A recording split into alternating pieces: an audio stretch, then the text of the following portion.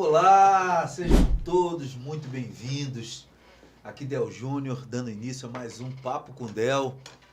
Hoje uma edição super especial, a presença feminina aqui marcante no nosso episódio de hoje. Temos aqui duas musicistas talentosíssimas. Estamos aqui com Ágata Amaral e Ana Hickel. Sejam muito bem-vindas, meninas. Como vocês estão? Tudo bem? Tudo bem, boa noite. Tudo ótimo. Puxa Obrigada o microfone para você. Convite. Isso. Puxa, abaixa mais, isso. Puxa para você. Puxa também o seu aí. Isso, para não precisar. Tá bom assim? Tá ótimo. Bom, muito obrigada aí pelo convite, Del. Estamos muito felizes de estar aqui hoje, fazendo esse papo aqui musical. Como é que você tá, Ana? Tudo bem, também agradeço aí o Essa convite. gaita aí, nossa. Vamos saber tudo aí sobre essas histórias essas carreiras de vocês na música.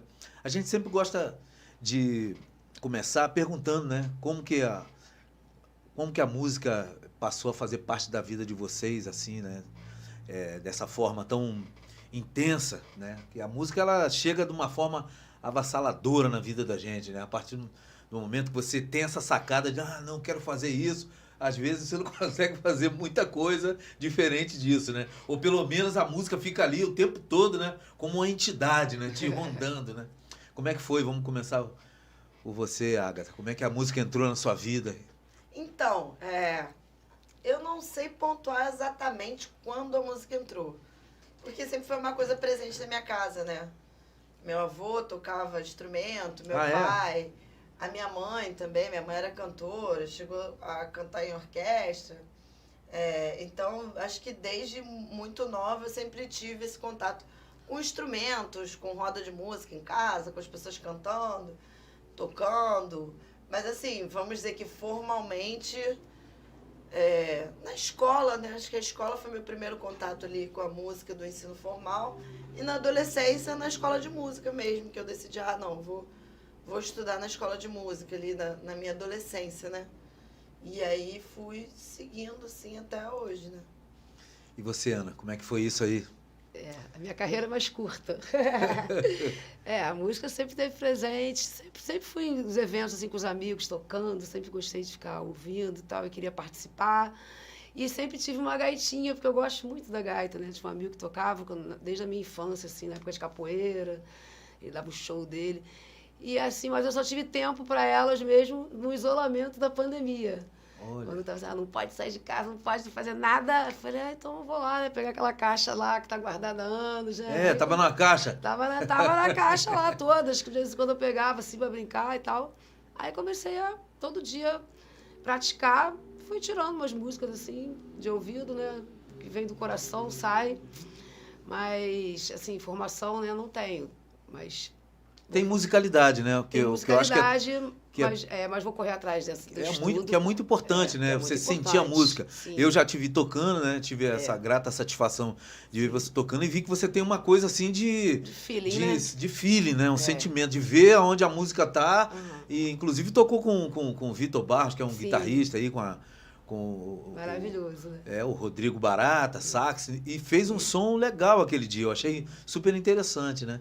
E aí desenvolveu essa musicalidade de um tempo pra cá. Praticamente. Fui pegando todas as músicas que eu gosto, as bandas que eu sempre curti, abri shows e fui tirando as músicas dos autodidatismo amigos. Total, né? Nunca estudou, não fez aula com ninguém. Não, mas vou fazer. Coisa interessante. Temos que estudar.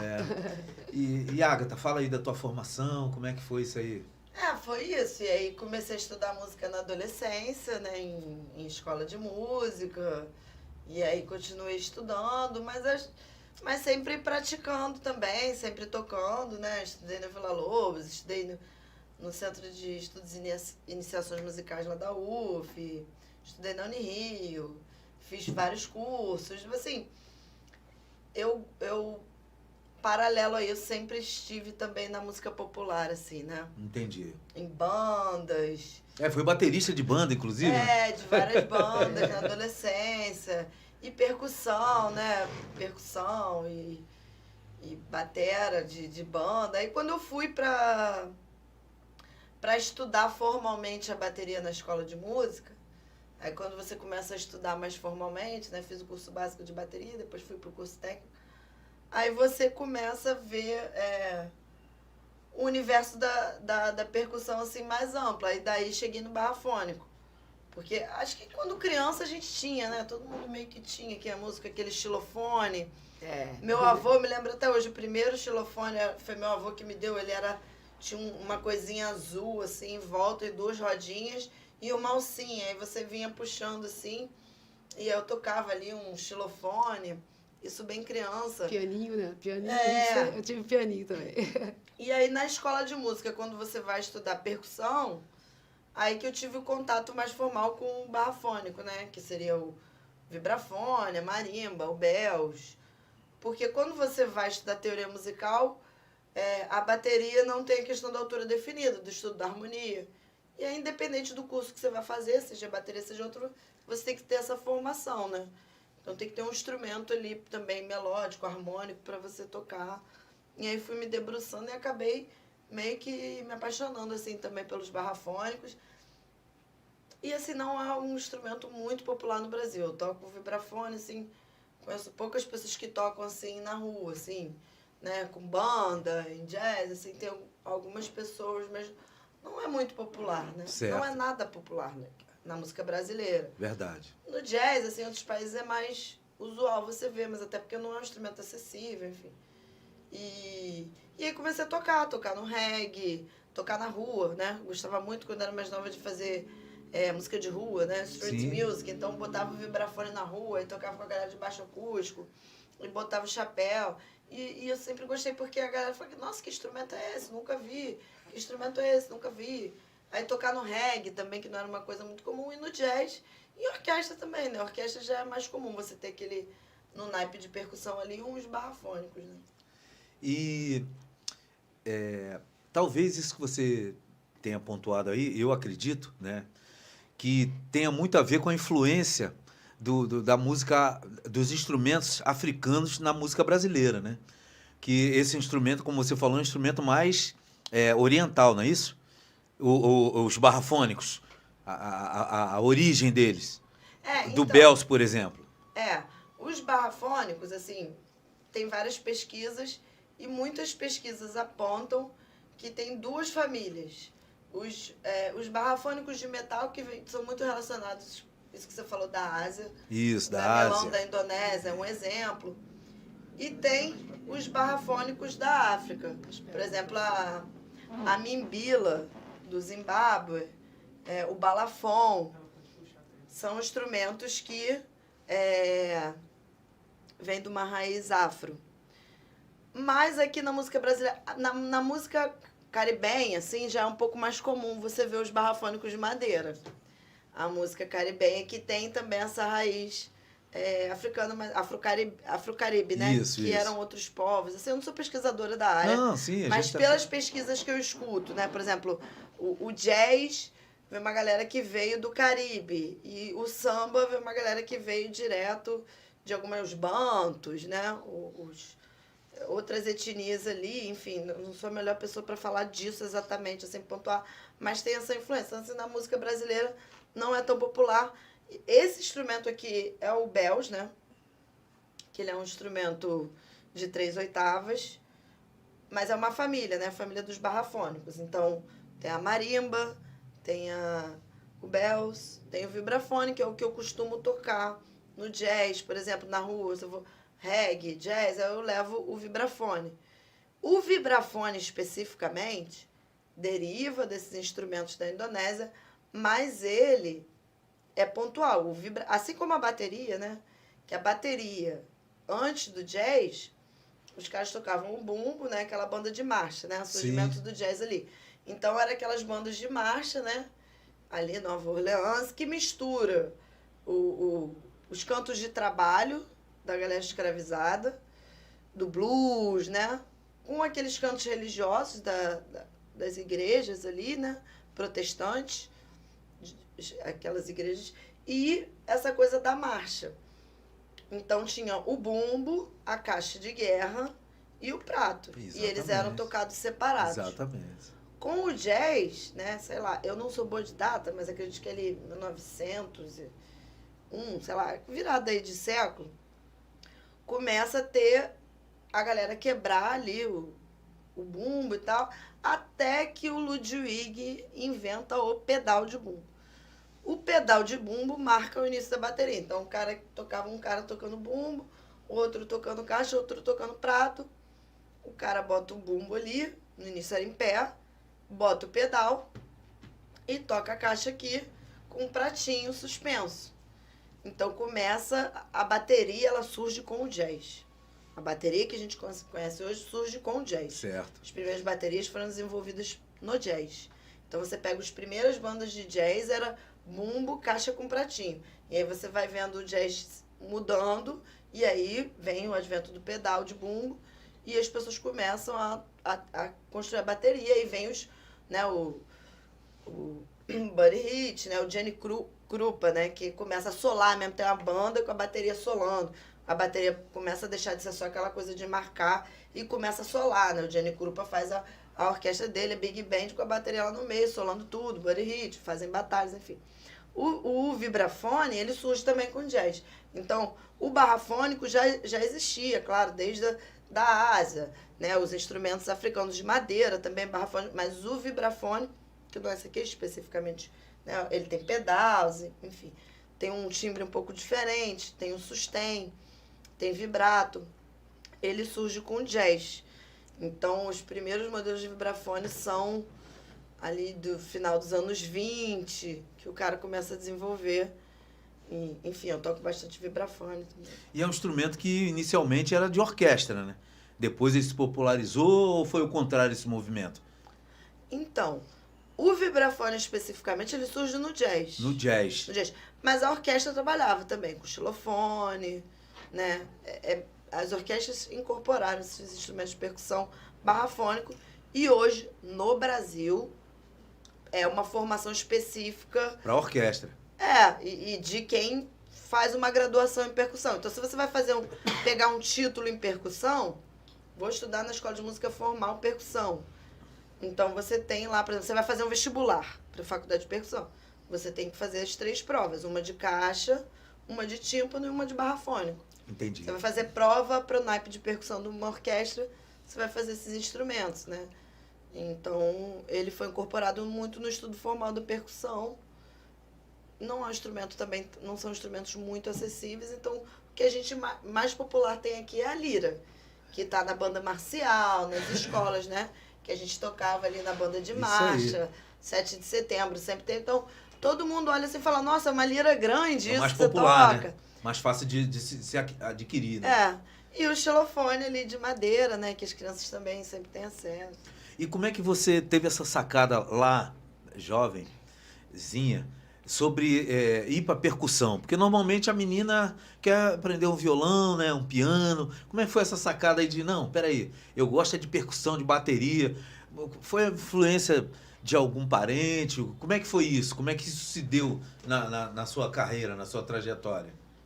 Eu não sei pontuar, não. Mas, assim, dizer que teve alguém da minha família que tocava percussão, não. Porque lá em casa tinha violão. Cantou, né? Minha mãe Sua cantava. mãe cantava, né? Tinha teclado, mas percussão, não. Assim, eu sempre gostei. Talvez assim, minha mãe escutava muito Santana, muito rock, muito MPB. Eu gostava da percussão.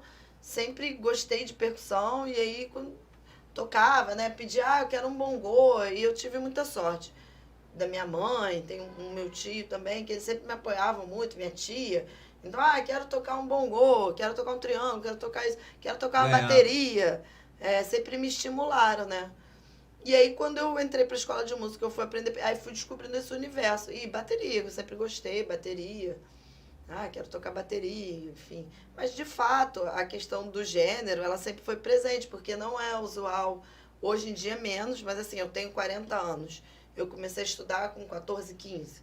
Então, era outro tempo. E se hoje, eu estava lendo uma pesquisa de 2024, final de 23, acho que a pesquisa publicada em 24, né? Que é uma pesquisa da UBC, União Brasileira de Compositores, talvez seja da UBM, União Brasileira de Músicos, fez uma pesquisa que é por elas que fazem música. Então, ela tem dados assim, bastante interessantes da inserção da mulher no mercado da música hoje no Brasil. Então, você vai ver a porcentagem do repertório tocado em orquestras, você vai ver que mais de 90% de compositores homens. Você vai ver o total de direitos autorais distribuídos no Brasil, as mulheres não chegam a mais de 20%. Isso é dado recente. Né? Essa pesquisa é muito interessante por elas que fazem música. E aponta também que percussão e baixo, bateria, baixo, são instrumentos que têm poucas mulheres. Isso. Né? Baixo e bateria. Inclusive na bateria, assim, da minha época que me interessei por música e comecei a tocar, eu lembro só da Vera Figueiredo, né? Que é lá de São Paulo, uma grande bateria, inclusive uma gigante aí da nossa música. E eu não saberia citar uma outra, assim. Hoje em dia a gente sabe que tem várias fora do Brasil, mas aqui no Brasil eu lembro muito, era muito claro, assim, a Vera Figueiredo. A Vera. Né? Que tocava muito mesmo. Tem outras, claro, mas eu lembro, assim, dela... no bastante. Brasil, sim. No Brasil. A gente recebeu o João Quintanilha aqui, que é um baterista que tem feito um trabalho muito interessante aí na banda do Delso Luiz, que é um compositor de samba aí. E ele falou que ele começou na bateria porque o pai dele tinha um conjunto de baile e os instrumentos ficavam no terraço da casa. E quem tocava na banda era uma baterista, era uma mulher.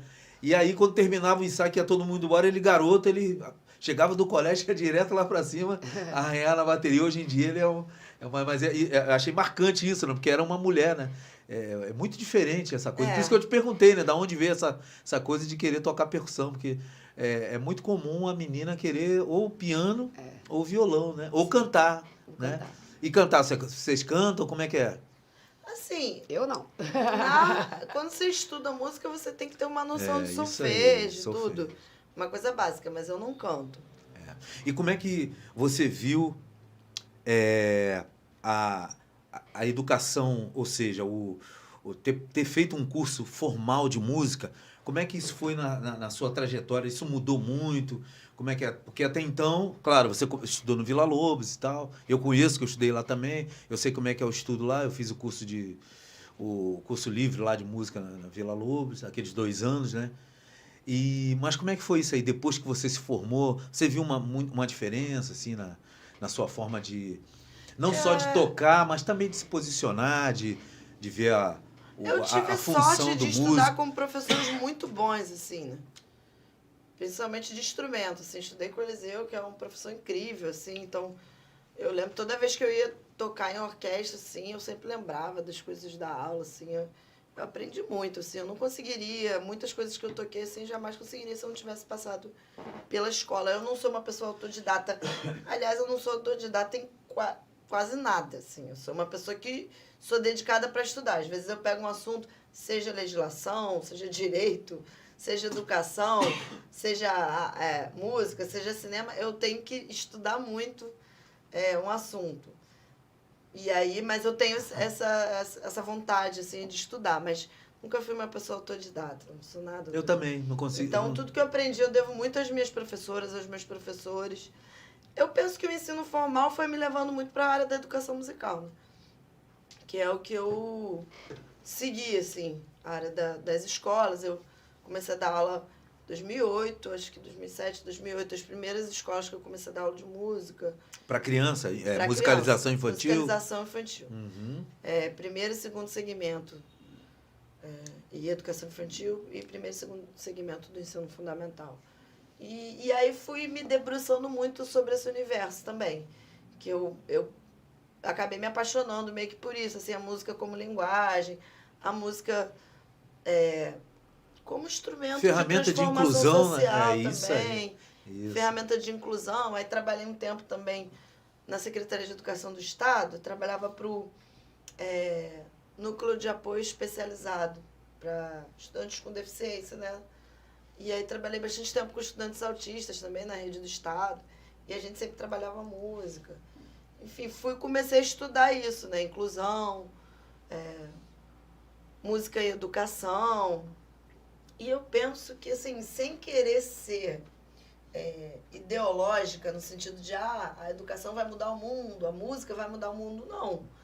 mas eu entendo que é fundamental. Eu acredito, de fato, que a gente melhora enquanto ser humano se a gente tem uma boa educação. E eu entendo que a boa educação trabalha diferentes linguagens. Então, até como formação, uma pessoa que escuta música, né? Eu posso soar conservadora, mas em alguns países talvez não, mas eu acredito que todo mundo deveria sair da escola lendo uma partitura, entendeu? Assim como você lê português, assim como você faz uma conta de somar e de dividir, assim como você aprende, teoricamente, lá o que é uma planta gimnosperma e angiosperma no curso de biologia, assim como você aprende os mapas, acredito que o ideal seria que todas as pessoas saíssem da escola lendo música. Não necessariamente fossem músicos, mas isso é uma linguagem humana, né?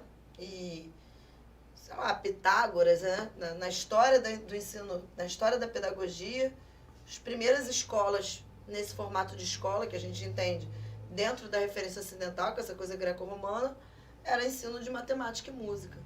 Então, os Pitágoras, né, que é acreditado a ele aí a nossa escala que a gente usa até hoje, da música ocidental, dizia, só entra aqui quem estuda matemática e música, né? Que eram conhecimentos fundamentais, assim. É um pouco conservador, um pouco tradicional às vezes, mas eu penso que é importante. E a música também como cultura oral, né? E de ouvido também, que a escola tem que...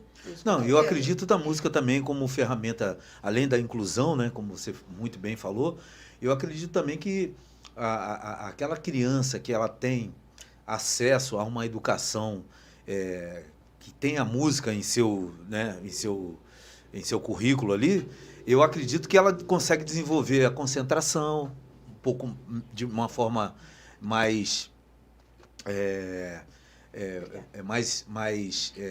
interessante, né? A concentração, a sensibilidade, né? A capacidade de interagir, né? Com o igual, né? Com o próximo ali, porque a música é isso, né? É pergunta e resposta. Sim. E quando você consegue incluir uma criança nessa coisa de tocar junto, né? Mesmo o básico, a noção básica de música, ela começa a entender que ela vai falar e ela vai ouvir, né? Eu acredito na música também como uma forma de expressão, né? Porque a música, em seu conceito, ela é isso, né? É uma linguagem, e uma linguagem universal, né? Porque o inglês, o francês são linguagens que, muitas das vezes, alguns países, né, praticam diariamente, mas outros não. A música não. A música, uma partitura que você lê no Brasil, você lê em qualquer lugar do mundo. Então, eu ainda vejo por esse lado. Além do poder de curar, além do poder de entreter, né? Tem várias funções. Então, acho que realmente você pegar uma criança e você dar para ela esse caminho, né? Uhum. Eu acho que é fantástico isso.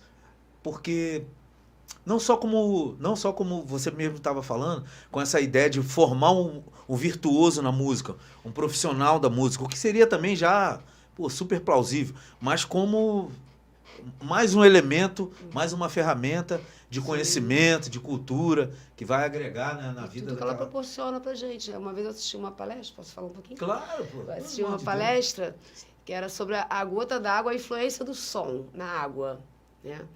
Aí foi feita uma pesquisa, assim, colocaram um microscópio com uma gota de água dentro de um quarto, o outro dentro de um outro quarto, assim, 5 cômodos diferentes, aí cada um com um tipo de música. Aí um era, tipo, funk proibidão, um monte de palavrão, ficou 24 horas ali com aquele som rolando.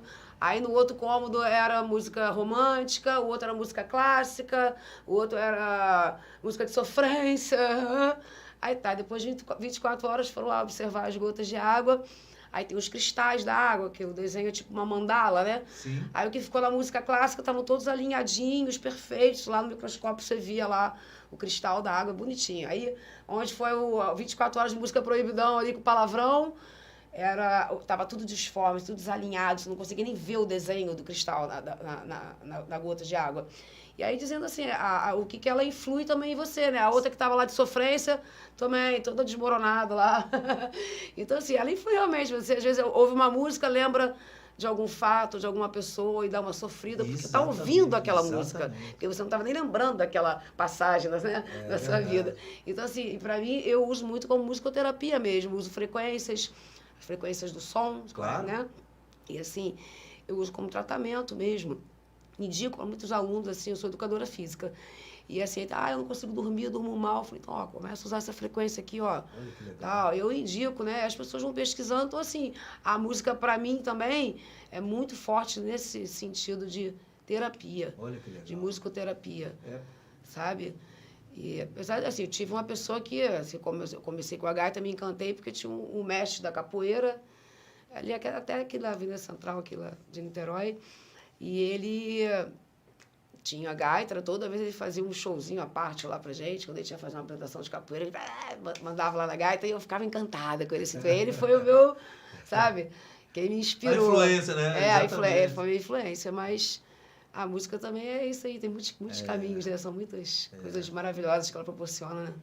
Isso, e essa capacidade de encantar também, né? Porque eu acho que todo mundo, quando escolhe seguir esse caminho, né, de musicista, de instrumentista, né, uma das coisas que mais impactam, né, essa escolha, eu acho que é exatamente quando você, ainda neófito, vê um grande músico, porra, encantando as pessoas. Eu acho que esse poder de encantamento, né, que a música tem é uma das coisas que mais me pegou, assim, né? Pô, eu quero fazer aquilo ali. Eu acho que a gente se vê muito no músico. Quando você vê o cara com fluência no instrumento, tocando com aquele sentimento. E é uma coisa que são coisas distintas, né? Porque até você chegar naquele momento, naquele ponto de conseguir tocar para encantar, tem muita água que tem que passar embaixo da ponte, né? Sim. Porque tocar é uma coisa e você estudar para chegar naquele ponto é um processo longo e muitas das vezes a gente, eu digo a gente no sentido geral, a gente muitas das vezes não tem a paciência de passar por todo aquele caminho, todo esse processo, né, de lapidação para chegar, não, agora eu estou num lugar que eu sempre quis estar, né? Eu acho que eu penso assim, né? Eu acho que é um caminho que você vai seguindo e a música tem essa coisa. Esse sentimento, né? Você toca, vai com o seu sentimento, né? Eu acho que até aquelas pessoas que já chegaram naquele lugar, né? Naquele platô de dizer, não, pô, agora eu já sou um cara que eu tenho meu público, eu já sou consagrado. Mesmo essas pessoas, elas têm seus momentos também de, meu Deus, e agora? Eu quero mais, eu ainda tenho que aprender, né? Eu acho que a música tem muito isso. Anitta, não para de estudar. Você não pode parar de estudar. Né? Você não é um conhecimento consolidado. Eu toco essa música aqui, eu faço a performance aqui, e agora eu já sei. Se você não tocar, você vai andar para trás. Então, assim, eu vejo os grandes professores aí, grandes músicos, grandes artistas, estão praticando todo dia, né? Estão estudando todo dia. E estuda muito. Talvez não com professor, talvez não numa escola formal, talvez de uma forma oral. Está estudando todo dia o instrumento, tem que estar todo dia com o instrumento, tem que se dedicar, né? Se você quer executar aquele instrumento, né? Interpretar aquele instrumento de uma forma mais emotiva, tem que estar todo dia. Eu penso isso. E assim, tem culturas diferentes, né? Eu estava lendo um livro esses dias sobre o cara que estuda mantra, né? O cara toca mantra, ele foi estudar sitar lá na Índia e tal. E ele falando, cara, a escola de música aqui não tem nada escrito, entendeu? É sentar ali e ficar horas todo dia tocando sitar com o professor, 6 horas por dia. Todos os dias, ouvindo o que ele está fazendo, não tem nada escrito, não tem. Ele quase nem fala comigo, assim, a gente fica ali tocando. Olha só que coisa interessante. E é outra escala também, né? Por mais que, lógico, se você chegar com uma partitura lá, a galera vai tocar, mas tem outras escalas, né? Os intervalos da música indiana é diferente. Então, aqui a gente tem um intervalo de um tom, né? Dó, ré, um tom. A gente vai dividir esse intervalo em 2 semitons, né? Um semitom outro semitom. Em outras culturas, esse intervalo aqui é dividido em vários, para a nossa cultura, microtons. De repente a gente chama de coma, mas são intervalos Exatamente, muito menores. coma. Que às vezes a gente vai escutar e vai às vezes soar uma coisa, tá desafinado. Porque o nosso ouvido é ocidental não é desafinado, né? É outra forma Exatamente. de interpretar a música.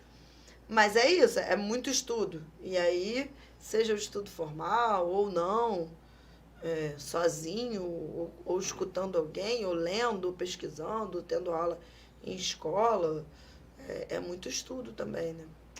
E eu acredito que... Agora, queria tá. falar uma coisa da educação musical, de ter música nas escolas, né? Inclusive a lei que obriga a música nas escolas. Tem essa visão da formação humanística, né? Que é um Isso. conhecimento acumulado historicamente, que as pessoas devem acessar, né? Devem ter direito a esse conhecimento acumulado, com português, a matemática. E tem uma questão de classe. Então, o que acontece? Se não é obrigatório, não vai ter na escola pública. Quem é de uma classe social mais privilegiada vai ter um piano em casa. Eu quero aprender música. Vai aprender música. Vai aprender música. E em várias escolas, eu posso dizer porque eu trabalhei em várias, escolas mais caras, tem aula de música. Não precisa ter uma lei obrigando. Tem, porque o pai escolhe, a mãe escolhe, vou botar nessa escola ou naquela. E aí eles têm, não, aqui essa escola tem aula de música, tem isso. As escolas tradicionais têm suas bandas, né? Eu mesmo estudei no liceu e, cara, no liceu a gente tinha aula de flauta doce, a gente tinha coral, a gente tinha banda, né? Meu primeiro instrumento era a banda marcial de escola.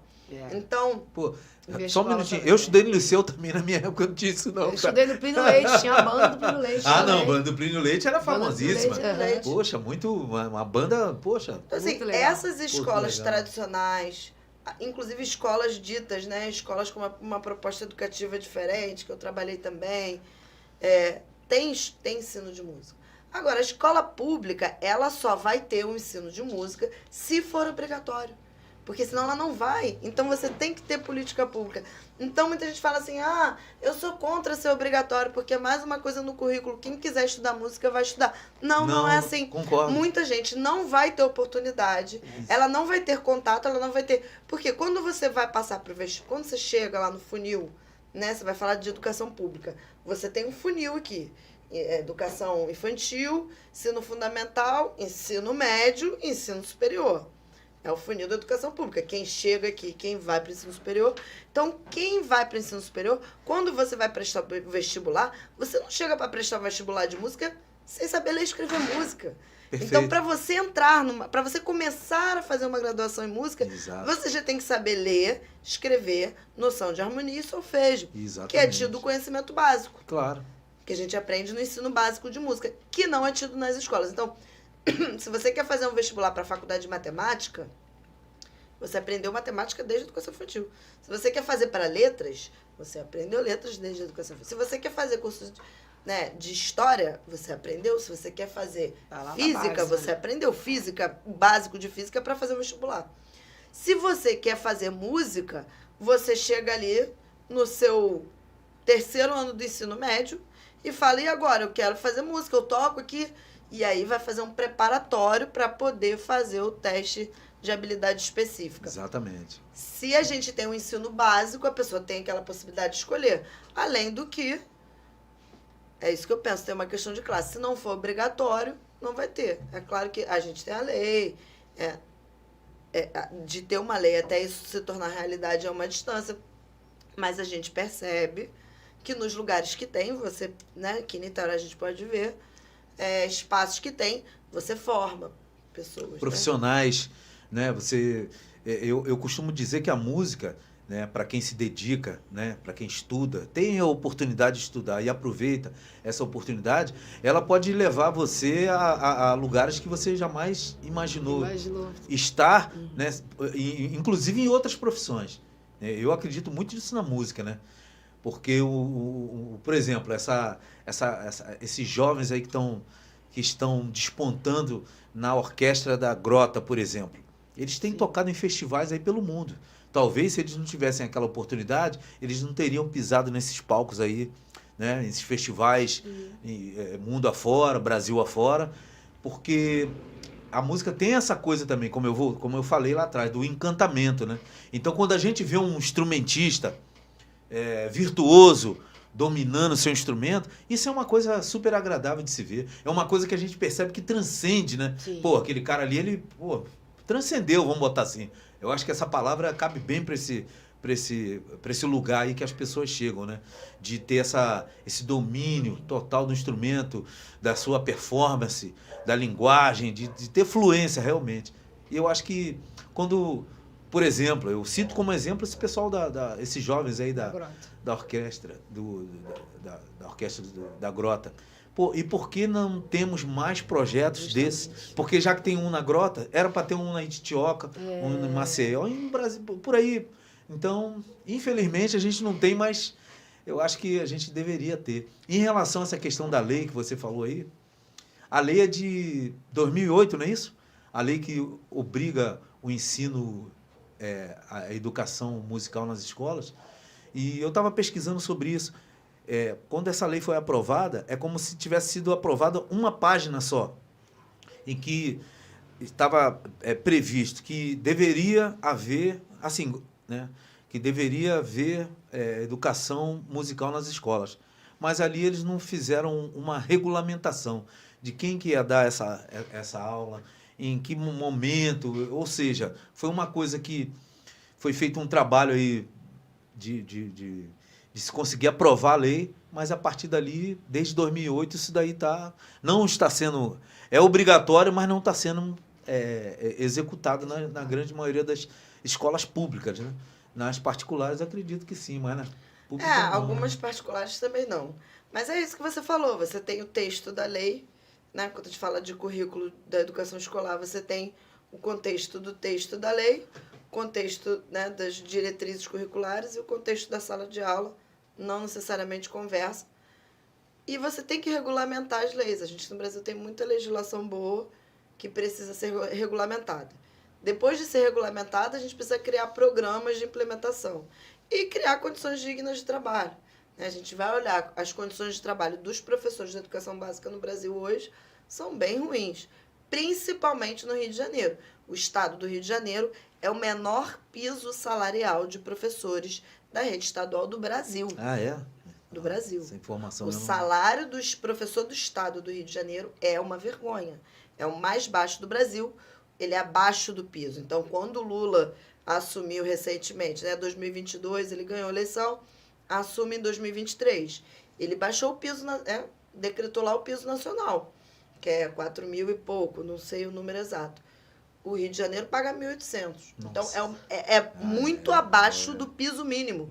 Muito né? abaixo. A gente tem alguns estados, Ceará, Maranhão, que pagam acima do piso mínimo. E como é que... Maricá, aqui do lado de Niterói.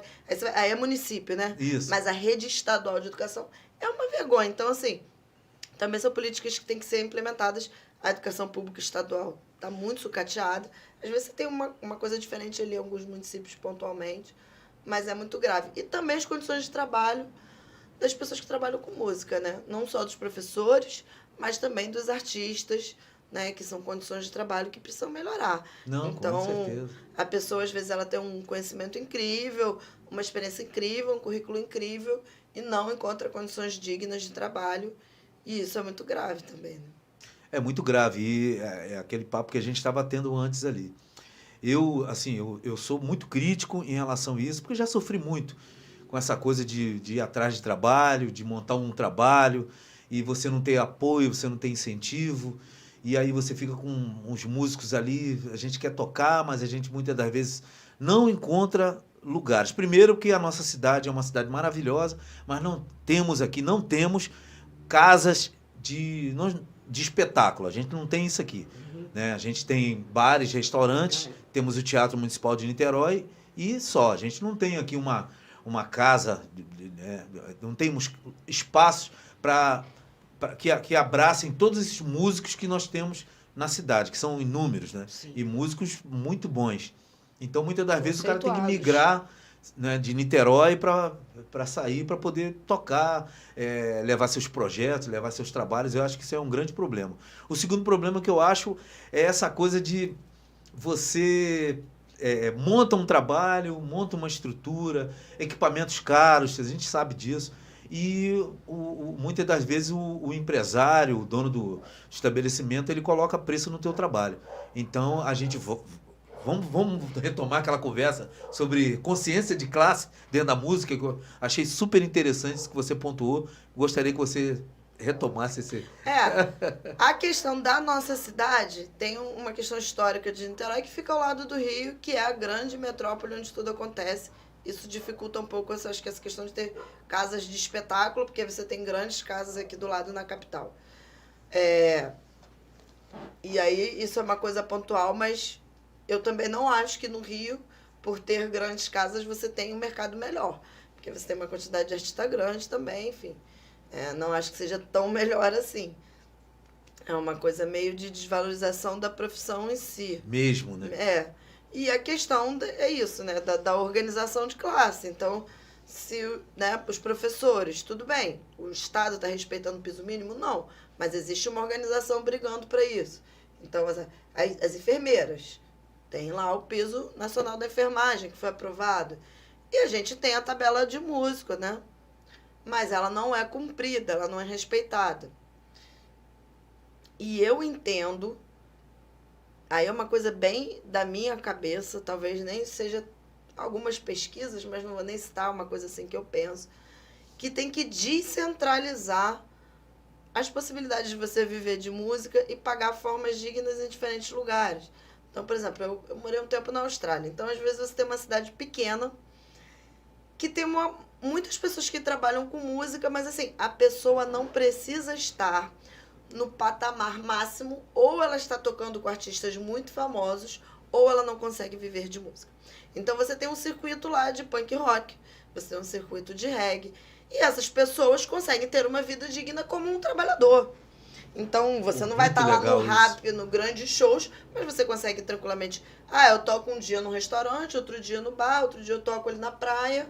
E eu consigo pagar todas as minhas contas e ter uma vida digna como qualquer trabalhador que tem os direitos básicos garantidos. Consegue viajar, consegue sustentar sua própria família, consegue se alimentar bem. Então, isso é descentralizar. Então, ter pequenos lugares que geram trabalhos. E não está necessariamente no grande hype da música, que é um desafio. Por quê? Porque aí a gente precisa de política pública.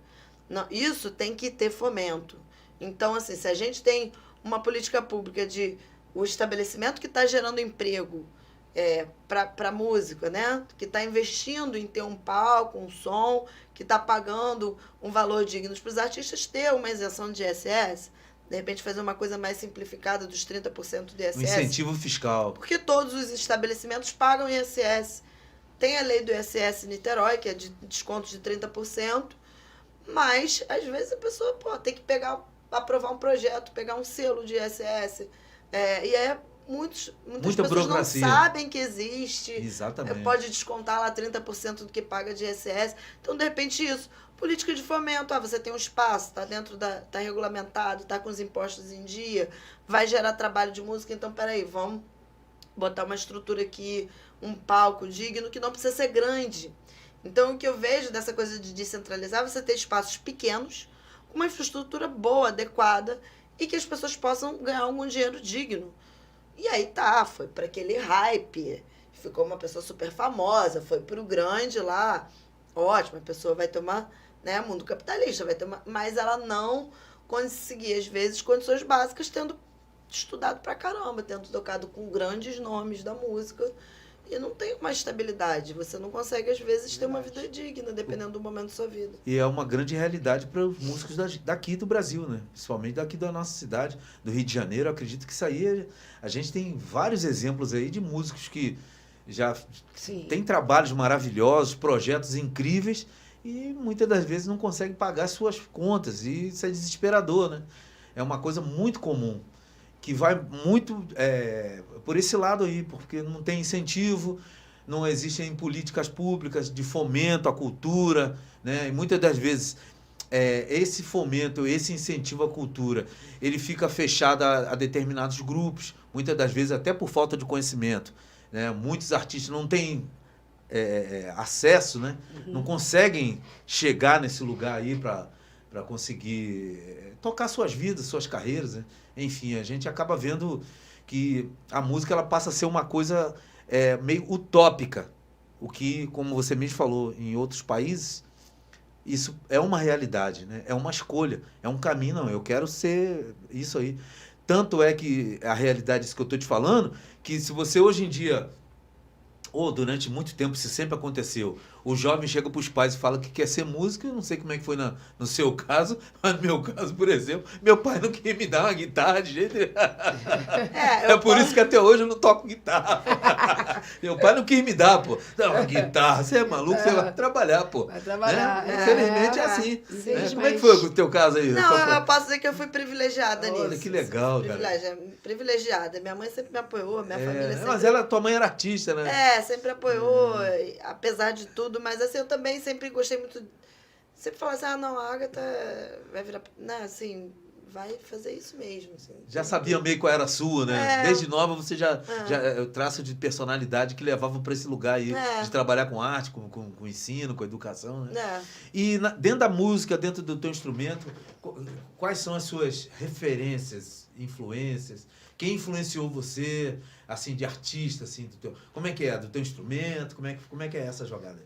Então, é muito difícil para mim falar sobre isso. Porque se eu for falar de referência, eu tenho um gosto, assim, absolutamente eclético. Então, outro dia estava me perguntando, uma referência sua de música que você sempre gostou de ouvir. Claro que tem as referências que vinham de casa, de música que eu escutava em casa. Minha mãe sempre escutou muito MPB. Caetano, Gil, né, Gal Costa, muito MPB e muito rock progressivo. Então, isso é uma coisa que meio que tinha de casa, assim, Pink Floyd. Yes, né? Muito rock progressivo e muito MPB. Isso eu escutava muito em casa. Jethro Tull, rock também, Led Zeppelin. Eu escutava muito. Quando eu fui estudar música, que eu comecei a escutar música erudita, assim, de gostar de ouvir mesmo, de aprender, de querer ficar ouvindo. E o próprio choro, que eu conhecia muito pouco. Quando eu vou pra escola de música, eu começo a ouvir choro. Então, assim, sei lá, às vezes alguém fala uma banda de referência que te influenciou a tocar bateria. Eu vou falar Seven, punk rock. Eu vou falar Rage Against the Machine, que os caras faziam hip hop com rock and roll. E aí fica meio... ficou muito eclético. Tipo, e assim, né, com o que eu toco hoje, claro que tem a galera do jazz, Gary Burton, que, pô, é um cara incrível, mas desde quando eu comecei a ver lá os primórdios do jazz, cara, Lionel Hampton, Jenny Krupa, né, e, enfim, outras pessoas aí também, né, mas esse caldeirão todo aí de influências musicais é que muito provavelmente forma a tua identidade musical, né, porque a partir do momento que você tem todas essas referências, no momento em que você decidiu, ou se já não decidiu, né? Montar não, agora eu vou fazer um trabalho meu, solo, um projeto, um disco. Pô, você vai passear por todos esses lugares onde você já teve, né? Ouvindo esses artistas, né? Eu acho muito legal isso, porque quando você é uma pessoa que você... Não, meu segmento é esse aqui, eu só conheço isso. Pô, você tá meio que fadado a, né, fazer mais do mesmo, né? Quando você tem todo esse cabedal de conhecimento, eu acho que na música isso é super positivo, cara. Conhecer um monte de gente, né? Conhece Yes, como você falou, Led Zeppelin, que já são coisas distintas, né? Led Zeppelin é um lado e Yes é outro. A música, o rock progressivo é uma coisa, o rock do 70 ali, Led Zeppelin, Pink Floyd já é uma outra praia. Aí vai pro choro. Olha só que doideira. Fez curso de pandeiro, né? Fiz curso de pandeiro com o Celcinho Silva na escola de choro, né? Assim que começa, que era a escola portátil de música. Era lá na Glória. E aí era uma escola de música, que eu acho que ainda tem ainda. Uma escola de música, na época surgiu como um edital da Petrobras, que pegava essas ícones do choro do Rio de Janeiro e ensinava música a partir da linguagem do choro, teoria, escrita musical, era aos sábados, lá na Glória, depois mudou para Unirio, e aí eu fiz aula bastante tempo lá com o Celcinho, de pandeiro, o Oscar Bolão, que dava aula de bateria, e o Celcinho Silva, que toca com o Paulinho da Viola, tudo, com certeza, que dava aula de pandeiro lá, que eu tive a sorte de estudar lá uns 2 anos, muito pandeiro e tal, estudei um tempo com bolão também, bateria, assim. E aí é meio louco, porque a gente é do Rio de Janeiro, mas eu confesso que, assim, choro escutava muito pontualmente, assim, escutar mesmo que eu tô falando. Música erudita muito pontualmente, assim, quando eu vou pra escola de música, o choro e o samba, que eu comecei a descobrir mesmo, assim, o universo, assim, É um tipo, mergulho eu no profundo, né? adolescente, ainda tinha aquela coisa da escola de música ser no centro do Rio. Então você saía da escola de música, estava no centro do Rio, tinha uma roda de choro, tinha uma roda de Isso aí. samba, e foi quando eu comecei realmente a frequentar esses espaços, assim, e ver as pessoas tocando, e, cara, me apaixonar, assim, também. E a sua influência? O que você gostava, assim, na tua... Pô, olha, a trajetória é muito doida, eu vou te falar. Eu tava aqui, vocês estavam falando, eu estava aqui lembrando, né? Meu avô ouvia ópera direto, o dia inteiro, ópera. E eu tinha uma professora, uma pianista, eu fazia aula com a Laura Seixas no Abel, de GRD, né? E aí a gente tinha uma pianista toda a aula pra gente, né? Ela ficava, a dona Idália, a professora Idália, ela ficava lá tocando piano e a gente dançando, fazendo as aulas, porque é uma ginástica que usa aparelhos, bola, fita, arco, massa. E aí ela, toda a aula ela tocava pra gente, e era só música clássica. Foi assim, durante muito, acho que a infância inteira foi muita música clássica, ópera e música italiana. É mesmo, música italiana? E tinha os músicos italianos, né? Os amigos da família. Minha Olha. mãe tocava acordeon com 10 anos. Então você teve uma Minha influência mãe, materna. sim. E aí tinha aquelas serenatas, todo final de semana era isso. Então música daí que italiana. veio esse teu família ouvido italiana. desenvolvido. Daí que veio esse teu ouvido, né? Pode Essa sensibilidade, Sim. percepção musical aguçada de tirar música de ouvido. Aí dali quando eu fui crescendo Daí um que pouquinho, veio. já pro rock and roll. Já foi pro rock Todo direto. mundo passou pelo rock, né? Não, o rock foi, acho que por muitos também, anos. assim, Rock e reggae. eu tive uma influência, assim, da minha mãe, né? De ouvir tudo, assim, Valdir Soriano, Agnaldo Timóteo, muita coisa, assim, Julio Iglesias. E aí, só que a gente com 15, 16 anos, a gente é rebelde, né? Você quer ser rebelde. E aí eu tive um mergulho profundo no rock No também. rock. Eu ouvia tudo, sei muita coisa de rock. Mas depois também fui pro lado do samba, já música, os baianos, né? Caetano, Gil, Tom Zé, Elomar, essa galera aí também foi... Aí eu fiquei apaixonado por Minha isso paixão aí. era a guitarra. Minha paixão sempre foi a guitarra. Né? Mas não sei tocar nada de instrumento de corda. Olha só. Sempre foi guitarra. Qualquer coisa instrumental, assim, por exemplo, esses italianos quando tocavam, era muito instrumental. Então Isso, eu exato. sempre me chamou atenção, Entendi. assim. E o instrumento escolhe a gente, né? Talvez a gaita tenha te escolhido e falou, não, você é a gaita. Até porque, assim, eu sou fã Tanto é que você tem aí só aí tem 6 gaitas. não, eu trouxe as outras, tem um monte. Mas, assim, eu gosto muito de flauta, aquela flauta transversa. Mas não sei tocar nem a flauta doce. Realmente acho que a gaita me escolheu. Mas ninguém nasce sabendo. É um processo. A gente falou isso aqui antes. Violino, amo violino. E você gosta de tocar o quê? A gente falou sobre... E você gosta de tocar o quê? Eu gosto de tocar tudo. Eu sou muito eclética de verdade, assim. Eu gosto de tocar reggae muito. Rock eu gosto de tocar. Eu gosto muito de tocar jazz. E você consegue fazer essa fusão do reggae, legal, mas do rock, consegue tocar o teu instrumento no rock? Muito pouco, geralmente bateria. Batera, tá certo. Nos barrafônicos eu toco no jazz, alguma coisa de reggae, pontualmente, e em música de concerto, né? Entendi. Como é que estão os projetos aí? Os seus projetos? O que você tem feito? Então, o que eu tenho feito? Ano passado, eu fiz 2 turnês com a orquestra, uma no início do ano, em março, que foi com a orquestra de mulheres. Então, a gente começou no início de março, fez março, abril e maio, até maio, que foi uma temporada de Sons pelas Mulheres, que é uma orquestra com 30 mulheres, quase, né? 30 mulheres, tocando um repertório só de mulheres. Então, pegava desde Chiquinha Gonzaga até Rita Lee, passando pela história da música brasileira, né? Certo. De compositoras brasileiras, aí fiquei com esse trabalho. Tocando jazz, estava tocando jazz toda semana lá na Lapa, uma gig de jazz ali na Lapa. Que a batera. Vibrafone. Vibrafone, certo. Vibrafone. Isso foi ano passado, né? E aí no final do ano teve o Natal, E aí foi o Natal Mágico, o nome do concerto que eu participei. A gente viajou pra caramba.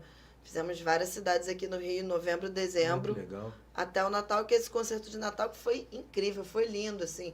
Porque às vezes você chega em cidades menores, né? E você acha, é música de concerto instrumental, né?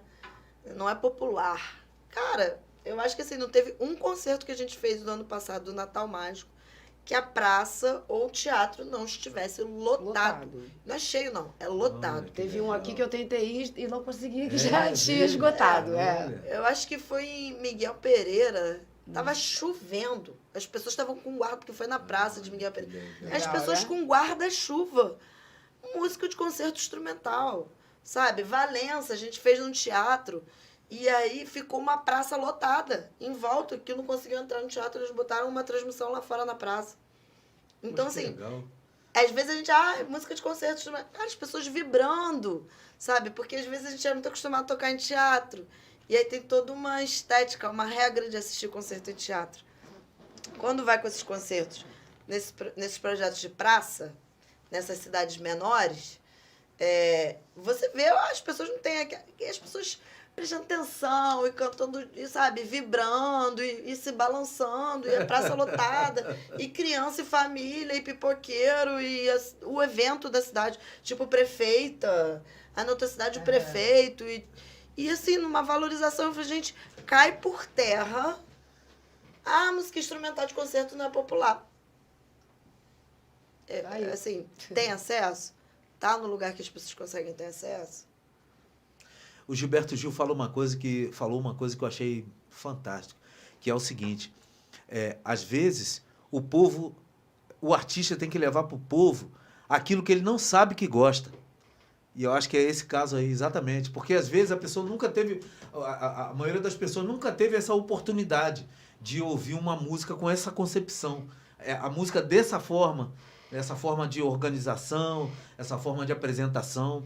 Então, e aquilo ali foi um sucesso, porque se você for perguntar para a pessoa, vai ter um espetáculo aqui de música de erudito, a pessoa nem sabe o que é, mas quando vê, acaba gostando. Eu achei muito interessante isso daí, acho que tem muito a ver com isso que você falou aí agora, cara. É emocionante. Emocionante. É muito bom, assim. Nesse dia que tava chovendo, todo mundo de guarda-chuva vindo concerto, eu, cara, quase enchi meu olho de lágrima, assim, porque... Eu ficava toda arrepiada vendo aquilo, gente, música de concerto instrumental, né? Mas, assim, um maestro maravilhoso também. Artistas incríveis que eu tive a sorte de estar junto, enfim. E política pública, né? Porque isso também é financiado com dinheiro de edital, enfim. E, assim, eu vou dizer de novo, eu acho que, para mim, uma das principais, né? São várias que nós apontamos aqui. Mas eu acho que, no meu ponto de vista, uma das principais funções da música é a função de emocionar. Porque quando a gente ouve uma música que emociona a gente, eu acho que... Como eu falei lá atrás... Quando você é artista, que você consegue emocionar, né? É isso que você falou, isso. Isso toca não só a pessoa que está ouvindo, mas também você como aquela pessoa ali. Olha o sentimento maravilhoso que é você voltar para casa depois de ter feito um show assim, cara. De ter, né, lavado a alma com essa coisa do... Vou te dar um exemplo agora aqui sem instrumento. Sem instrumento. É o início da minha profissão, né, de educação física. Aí eu estava no primeiro período de faculdade, sabia nada, mas estava já estagiando na natação de bebês. E aí, no final do ano, assim, o dono lá do lugar que eu trabalhava, ele falou assim, você dá aula para Adriana aí que eu vou ter que sair. Eu falei, que Adriana? Aquela bebê com síndrome de Down? Sim. Mas eu falei assim, mas será que eu vou saber dar aula para ela? Ela chora tanto. Não, você vai saber dar aula para ela. Eu falei, tá bom, mas aquela coisa, né, que você está conversando, não sabe nada. Aí ela chegou já, chorando pra caramba, frio, lá no Clube Regatas, um frio danado. Aí eu peguei ela assim, dei aquela aconchegada assim no ombro, né, e comecei a cantar para ela. Bati a perninha, e vi que ela acalmava. Aí eu parava de cantar, aí eu... Cara, eu adquiri isso nas minhas aulas até hoje. Eu canto para todos os exercícios. Mas não é, cara. Aí depois eu fui buscando aquela música que combinava com bater o pé, com rodar o braço. E as crianças levam isso, assim. Teve um caso muito legal que a mãe foi, eu nem sabia que tinha um urso no aquário de São Paulo, mas existe. Você vai lá no YouTube que você vai ver ele lá. É. E ela falou, Ana, a gente veio aqui ver o urso e tal, não sei o quê. E ele nadando, a Maria começou a cantar cavaca, cavaca. A música que você canta pra rodar o braço. Olha, tá Aí eu, vendo? caramba, tipo assim, muito legal, né? A criança Não, é depois sai da aula cantando. Então, assim, e esse caso que eu contei, da menininha que chorava muito e tal, especial, eu aprendi tudo ali naquele dia, que a música acalmava ela. Então, eu comecei a usar a música no meu trabalho para tudo. Para os bebês, né? Tá que eu tô falando, vendo? pros Olha que bebês. coisa A minha aula é uma interessante. aula cantada. E isso é muito legal. Quando eu estudo a pedagogia musical, tem 2 métodos que são tidos, assim, né? Todo mundo estuda lá no ensino de música, né? Que é o Dalcroze e o Orff. E o Dalcroze é a base da ginástica rítmica, né? Que é você ensinar música através de movimentos corporais, que é isso. Poxa, que legal, cara. E aí? Tá gostando do papo aí? Papo com Del, recebendo 2 musicistas hoje aqui, fantásticas, talentosíssimas, super antenadas com o que está acontecendo na cena da música, né? A forma que o músico tem de se relacionar com o mundo. Está sendo uma experiência muito positiva para mim, muito enriquecedora para mim como músico também, né? Compositor, né? Ouvir, né? Esses depoimentos, esses testemunhos de 2 musicistas que atuam na cena musical. Queria pedir para você, para entrar lá no nosso canal do YouTube, Papo com Del, se inscrever, compartilhar aquilo que a gente sempre pede, né? Vai ajudar muito a gente. E queria agradecer também a loja Mulher Gata, que faz o patrocínio do nosso podcast. E já estamos chegando no nosso final. Vou pedir para vocês deixarem uma mensagem aí para as pessoas que, como a gente, né, amam a música, acreditam na música como uma ferramenta de inclusão, de relacionamento, de expressão. E as pessoas que curtem o seu trabalho, né, a forma que você toca, né, a forma que você está sempre somando com as bandas e os lugares que você tem se apresentado aí, seja na bateria, seja no vibrafone, seja no bel, você, Ana, com a sua gaita. Queria que vocês deixassem uma mensagem aí de incentivo para essas pessoas que muitas das vezes são apaixonadas por música, mas ainda não tiveram aquela coragem de se dedicar, de mergulhar nesse mundo, né? E uma das coisas que eu queria pontuar, que é um processo. Ninguém nasce sabendo. É um processo de iniciação, maturação e lapidação. Então é isso. Queria primeiro vocês deixassem uma mensagem para essas pessoas, né, que curtem o trabalho de vocês, amigos. E segundo, para quem está querendo começar nesse mundo aí da música, né? Aí, quem vai começar? Eu que ela termina bonito. É difícil. Bom, se você ainda não tem um instrumento, tenha um. A gente sempre dá um instrumento para a criança, como ela falou no início do papo, xilofone e tal. Legal. Se você, todo mundo tem aquelezinho que você, como eu gostaria de tocar isso. Tenha, compre, tenha em casa. Na hora que está nervoso, em vez de ficar lá batendo cabeça, pega o instrumento, vai lá, faz um som, porque o som é terapêutico, ele vai entrar, ele vai te aliviar, ele vai te acalmar, né? E daqui a pouco você está íntimo dele, e daqui a pouco você está fazendo um som nele, e de repente você começa até a tocar, como foi meu caso aí.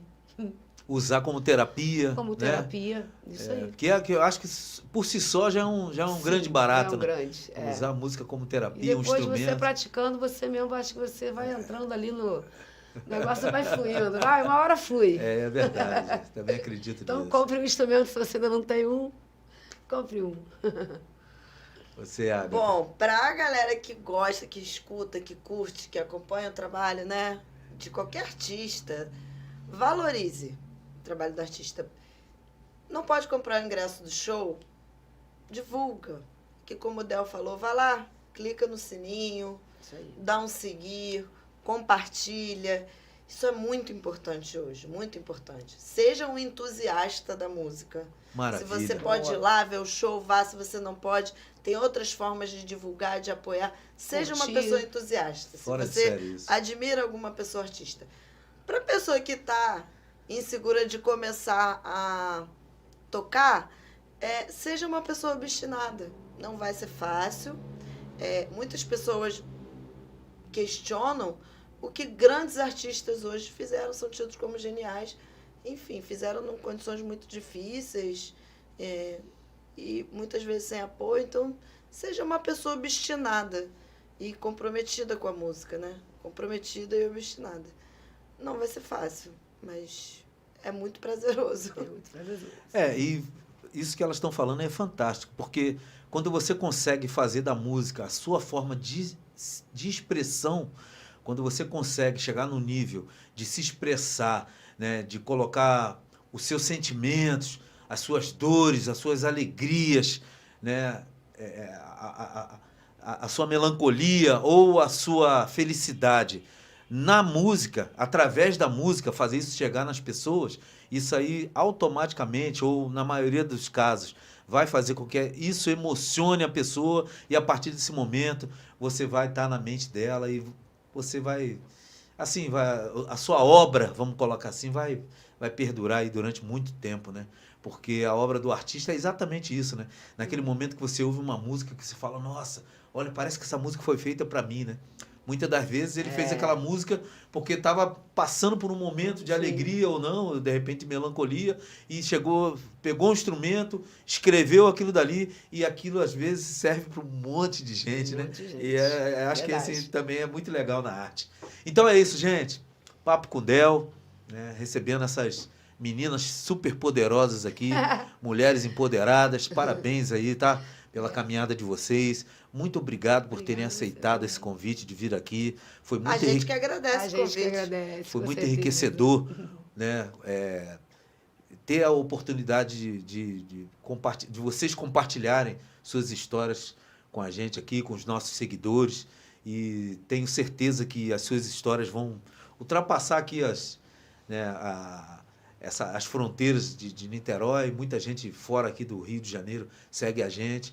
E com certeza as histórias de vocês vão servir de incentivo para outras meninas tocarem gaita, tocarem bells, vibrafone, bateria. E só por si só, isso para mim já valeu a pena vocês terem vindo aqui, tá? Muito obrigado aí por apoiar esse nosso projeto aí, Papo com Del. A finalidade era exatamente essa, de receber artistas, professoras, pedagogas, né? Porque ela reúne tudo isso num programa só, né? É musicista, é pedagoga, ela falou é professora. Que ela tem que tudo que ela quer, ela tem que estudar, mas ela veio com um HD, meu amigo, um HD que, ó... Ela reúne isso tudo, né? Ela une todas as coisas. Pô, tinha que estar com, né? Trazer o violonista pra gente terminar com essa música aqui em tua homenagem. Obrigado por ter vindo. Obrigado você, Del. Tá bom? Podemos terminar com um convite? Não, vamos terminar com música. Vamos terminar. Com um convite. Ah, claro, claro. Jazz, amiga. Tem um teórico... Não, amiga, vou esperar essa divulgação oficial. Tem um teórico que eu gosto bastante, que é Humberto Maturana, que ele fala, na conversa com o outro, nós nos constituímos como os sujeitos. Então, eu agradeço muito por estar aqui, porque são coisas que às vezes a gente esquece da nossa própria vida, da nossa própria vida. E o fato da gente ter que conversar sobre é muito gratificante. Resgatou Gratidão até imensa mesmo aí pelo gratidão também. Faço dela minhas palavras. Legal. Resgatou umas coisas lá da infância. Isso é maravilhoso. A ópera, eu nem lembrava da ópera do meu avô. Falei, gente, como eu ouvi ópera. Que bom que vocês gostaram, que bom que vocês ficaram felizes aí com esse momento. E aí vai estar registrado aí para todo mundo ver, tá bom? Obrigado. Valeu, Beijão. obrigada. Papo com Del.